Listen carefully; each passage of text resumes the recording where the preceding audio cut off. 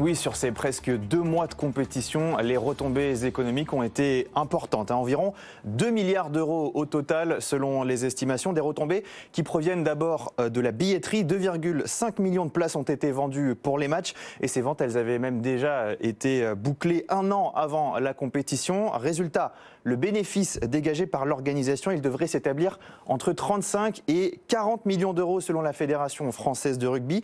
Mais il y a également eu beaucoup de retombées indirectes. 600 000 touristes étrangers sont venus spécialement pour la Coupe du Monde, pour voir les matchs. Pour comparer, c'est bien plus que les 415 000 spectateurs qui étaient venus en Angleterre pour la Coupe du Monde 2015. Et ces touristes, ils ont consommé, ils ont beaucoup consommé dans les commerces et les restaurants les commerces de proximité. Les dépenses ont augmenté les soirs de match. Exemple, plus 31% dépensés à Marseille un soir de match, plus 26% à Toulouse selon les relevés de l'entreprise Mastercard.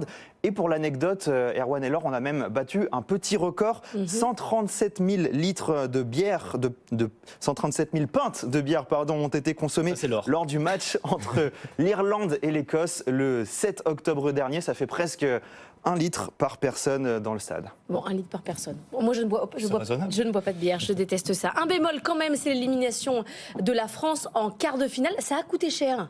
Oui, évidemment, on imagine que ce bilan aurait pu être un peu plus positif si la France était allée plus loin. Cette élimination, elle n'a pas fait les affaires des diffuseurs qui ont dû revoir à la baisse les tarifs des écrans publicitaires. Pour la finale, ils ont par exemple été divisés par 2. Ça n'a pas non plus fait les affaires des hospitalités. Vous savez, ce sont ces places en loge que les entreprises distribuent à leurs clients ou à leurs partenaires. Seules 120 000 hospitalités ont été vendues. C'est moins que ce que l'on attendait. Et ça va sans doute coûter un peu d'argent à la Fédération française de rugby avec un déficit estimé entre 10 et 20 millions d'euros selon le journal L'Équipe.